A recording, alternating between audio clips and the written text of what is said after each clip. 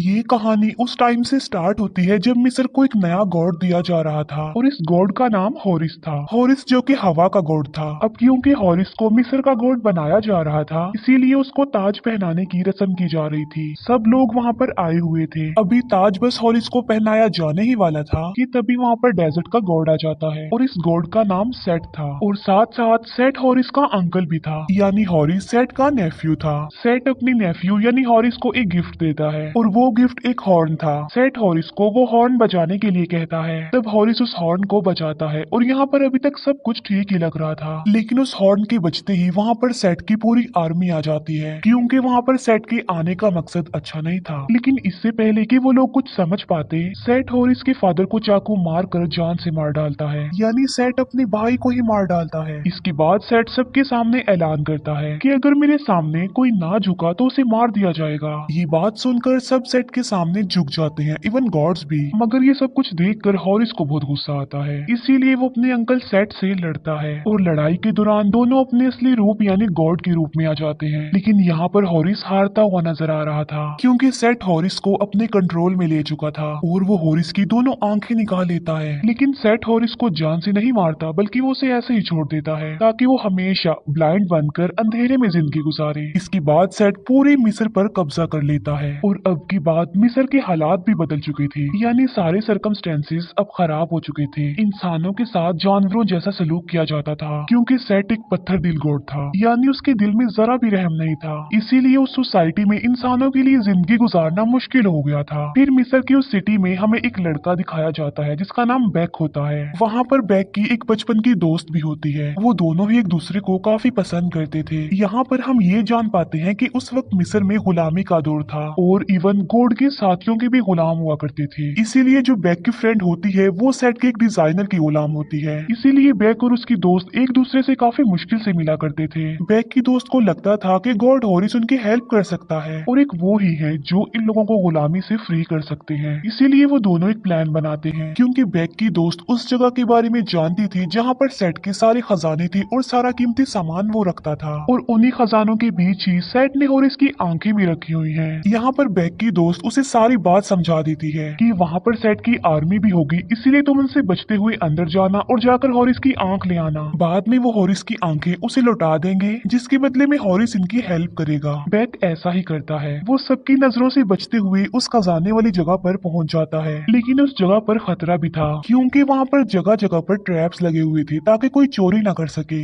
लेकिन बैक जो कि हर ट्रैप से इजीली निकल जाता है और तो और वो हॉरिस की एक आंख लेने में भी कामयाब हो जाता है। उस आंख में काफी तेज लाइट थी। वो आंख लेकर बैक वापिस से अपने फ्रेंड के पास आ जाता है, लेकिन सेट के सोल्जर्स उन लोगों को चारों तरफ से घेर लेते हैं, क्योंकि उस लड़की का मालिक यानी उस डिजाइनर को पता चल चुका था कि नक्शों के साथ जरूर कोई छेड़छाड़ की गई है, यानी वहाँ पर खजाने वाली जगह के नक्शे गायब थे। इसीलिए वो बैक से पूछते हैं कि तुमने गॉड के खजाने से क्या चुराया है। लेकिन यहाँ पर बैक ने एक समझदारी की होती है, क्योंकि उसने हॉरिस की आंख के साथ साथ वहाँ से गोल्ड की एक चीज भी चुरा ली थी। और बैक उस डिजाइनर को बताता है कि मैंने बस सोने की ये छोटी सी चीज चुराई है, लेकिन आंख के बारे में वो कुछ भी नहीं बताता। फिर उन दोनों को मारने का हुक्म दे दिया जाता है। लेकिन जब सोल्जर्स उन लोगों को पकड़ने के लिए आगे बढ़ते हैं, तब बैक हॉरिस की वो आंख निकालता है जिसकी लाइट काफी तेज थी। उस आंख की लाइट इतनी तेज होती है कि थोड़ी देर के लिए उन सोल्जर्स की आंखें काम करना बंद कर देती हैं। और इसी बात का फायदा उठाते हुए बैक अपने दोस्त को लेकर वहाँ से बाहर निकल आता है और फिर वो दोनों वहाँ से भाग जाते हैं। वो सोच रहे थे कि वो बचकर निकल गए हैं, लेकिन जो डिजाइनर था वो बैक की दोस्त को एक एरो मार देता है, जिससे वो इंजर्ड हो जाती है। फिर बैक जल्दी से उस मंदिर में जाता है जहाँ पर गॉड हॉरिस रहता था।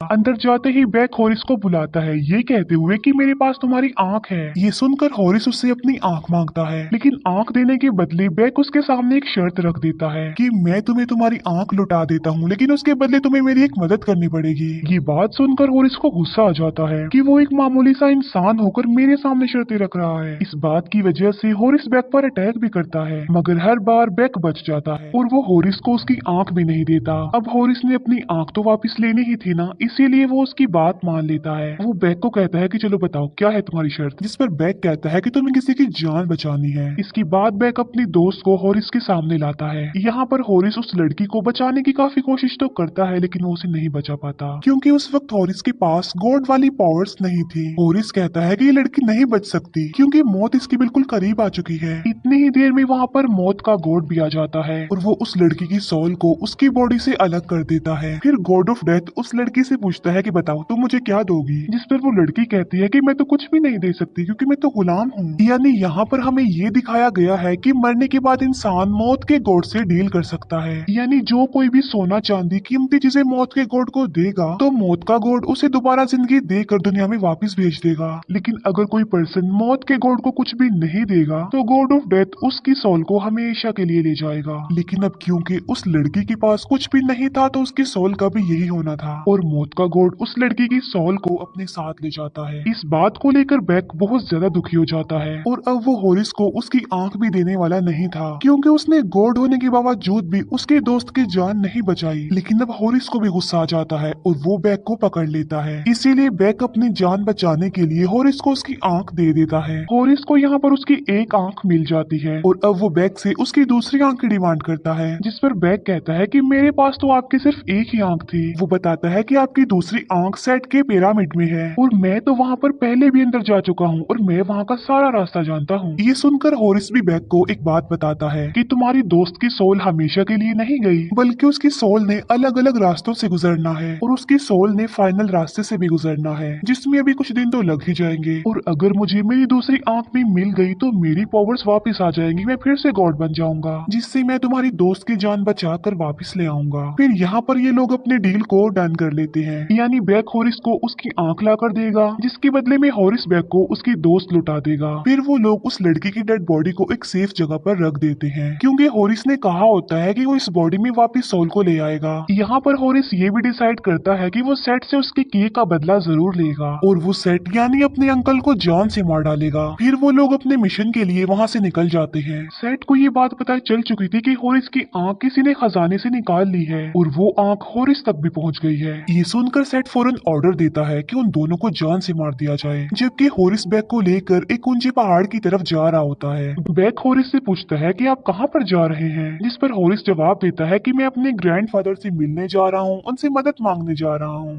ये कहते ही होरिस वहाँ पर बैठ जाता है और वो अपने ग्रैंडफादर के बारे में सोचने लगता है। लेकिन तभी अचानक से होरिस का रूप बदल जाता है, वो अपने गॉड वाले रूप में आ जाता है और अब वो उड़ भी सकता था और उड़ता हुआ वो आसमानों में चला जाता है, जहाँ पर हम होरिस के ग्रैंडफादर को देखते हैं। होरिस के ग्रैंडफादर असल में सूरज के गॉड थे और ये वो जगह थी जहाँ से हर चीज पैदा होती है दुनिया की। तब सूरज के गॉड अपने असली रूप में आते हैं अपना हथियार लेकर, क्योंकि वहाँ पर एक अंधेरे का शैतान था जो बहुत खतरनाक था, तबाही मचाना चाहता था वो दुनिया में, और सन के गॉड उसका मुकाबला करते आ रहे थे और उसे अपनी पावर्स का इस्तेमाल करके वापस भेज देते हैं, क्योंकि सूरज के गॉड दुनिया के लिए लड़ रहे हैं। यानी इस तरह से वो पूरी दुनिया को प्रोटेक्ट कर रहे थे हर एक मुसीबत से और इस अंधेरे के शैतान से। लेकिन सूरज के गॉड का ये एक मेन काम है कि वो हर बार उस अंधेरे के शैतान को वापस भेज देते हैं।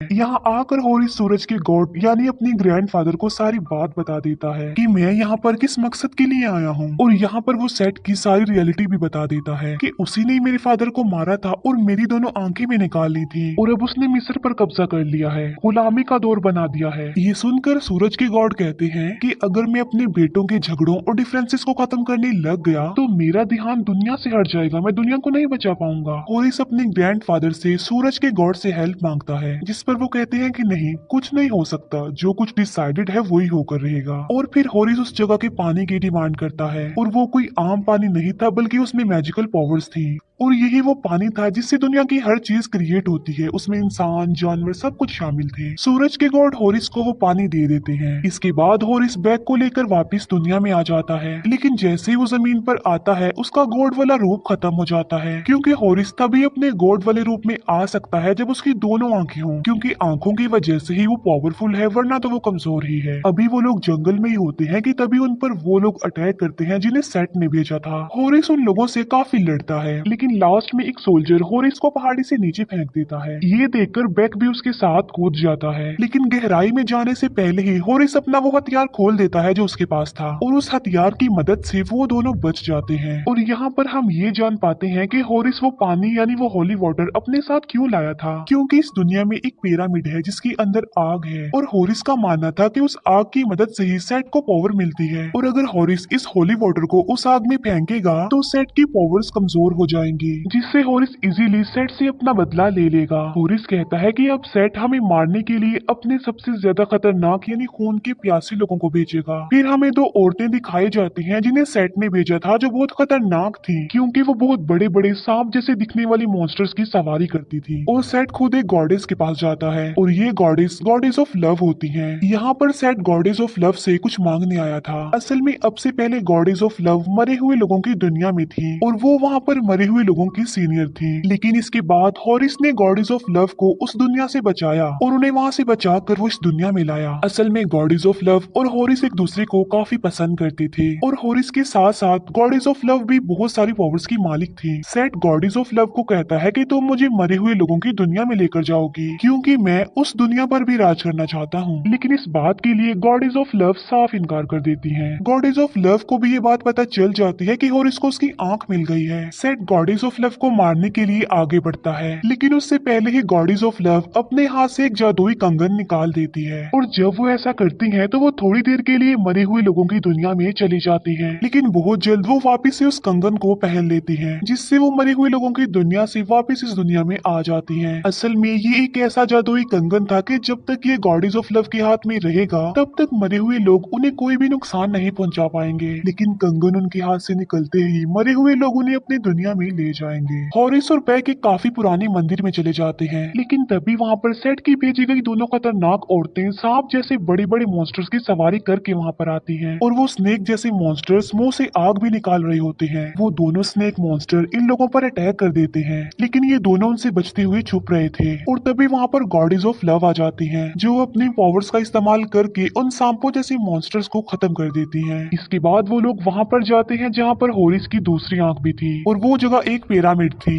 बैक कहता है कि मैं इस जगह के बारे में जानता हूँ, मैं अंदर जा भी सकता हूँ, जिस पर गॉडेस ऑफ लव कहती हैं कि अंदर जाना इतना आसान नहीं है क्योंकि जब तुम अंदर जाओगे तो वहाँ पर तुम्हारे सामने एक काफी बड़ा मॉन्स्टर आ जाएगा जो तुमसे एक पहेली पूछेगा और अगर तुमने उस पहेली का सही जवाब ना दिया तो वो मॉन्स्टर तुम्हें मार डालेगा।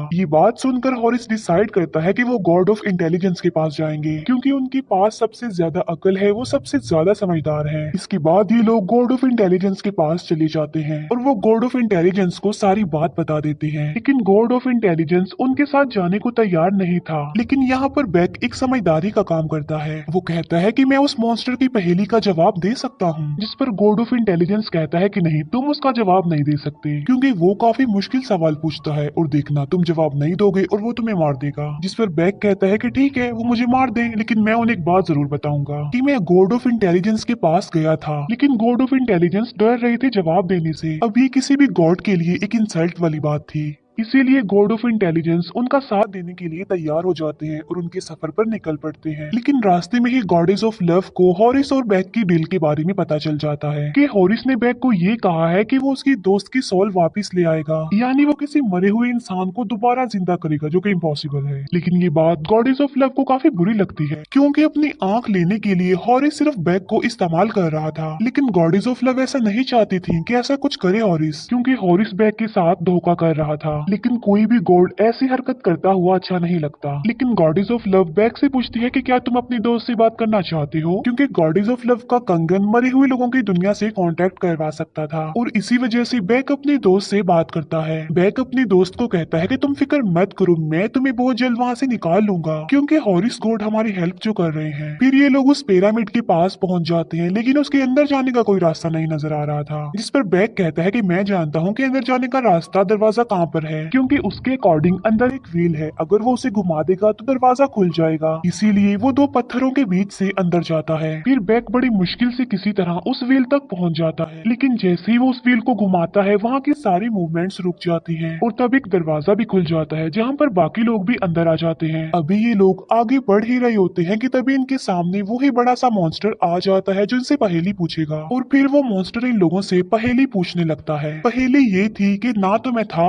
और मैं हमेशा रहूंगा। ना तो मुझे कभी किसी ने देखा है और ना ही कोई कभी देख पाएगा, लेकिन फिर भी हर जिंदा चीज मुझ पर बिलीव करती है। तो जल्दी से बताओ क्या हूँ मैं, क्या नाम है मेरा? तभी अचानक से गॉड ऑफ इंटेलिजेंस एक जवाब देता है जो कि गलत होता है। गलत जवाब सुनकर मॉन्स्टर उन पर अटैक कर देता है। तब गॉड ऑफ इंटेलिजेंस काफी सोचने के बाद एक जवाब फिर से देता है और इस बार भी जवाब गलत होता है। दोबारा से गलत जवाब सुनकर वो मॉन्स्टर अब उन्हें मारने वाला था, लेकिन तभी गॉड ऑफ इंटेलिजेंस जवाब देते हैं आने वाला कल, और ये उनका आंसर ठीक होता है। इसीलिए वो मॉन्स्टर उन्हें आगे जाने देता है। आगे जाने पर वो होरिस की आंख देख लेते हैं। फिर होरिस उस पानी को निकाल कर बस गिराने ही वाला होता है, लेकिन तभी वो लोग एक ट्रैप में फंस जाते हैं और तब वहाँ पर खुद सेट आता है। और यहाँ पर हम ये जान पाते हैं कि ये सब कुछ सेट का ही प्लान था और सेट ने उन लोगों के साथ ट्रिक की थी। आते ही सेट गॉड ऑफ इंटेलिजेंस का दिमाग निकाल लेता है और कहता है कि मुझे इसकी बहुत जरूरत थी। फिर यहाँ पर मौका देखते ही जल्दी से बैक उस होली वाटर को ले लेता है और वो सेट को धमकी देता है कि मैं इस पानी को आग में फेंक दूंगा। लेकिन यहाँ पर सेट बैक को एक नेकलेस दिखाता है और कहता है कि ये तुम्हारी दोस्त का है, और वो बैक को भड़काने की कोशिश करता है कि होरिस ने तुम्हारा इस्तेमाल किया है, क्योंकि मरे हुए लोगों को कोई भी जिंदा नहीं कर सकता, और अगर ये पानी तुमने आग में फेंका तो मैं तुम्हारी दोस्त की बॉडी को खत्म कर दूंगा। अब अपनी फ्रेंड की खातिर बैक रुक जाता है और वो उस होली वाटर को सेट को दे देता है। सेट उस पानी को लेते ही फेंक देता है। इसके बाद सेट तो उस पिरामिड से निकल जाता है, लेकिन वो बाकी लोग वहाँ पर फंस जाते हैं और पिरामिड भी बस गिरने ही वाला था। लेकिन होरिस किसी तरह खुद को और उन सबको बचाने में कामयाब हो जाता है, जबकि सेट गॉड ऑफ इंटेलिजेंस का दिमाग अपने दिमाग में फिट करवा लेता है और अब वो और ज्यादा पावरफुल बन जाता है। इसके बाद सेट अपने फादर यानी सूरज के गॉड के पास जाता है। सेट वहाँ पर भी किसी गलत इरादे से आया था, क्योंकि वो अपने फादर का हथियार लेना चाहता था। यहाँ पर सेट अपने फादर पर अटैक कर देता है और उनसे उनका वो हथियार भी ले लेता है,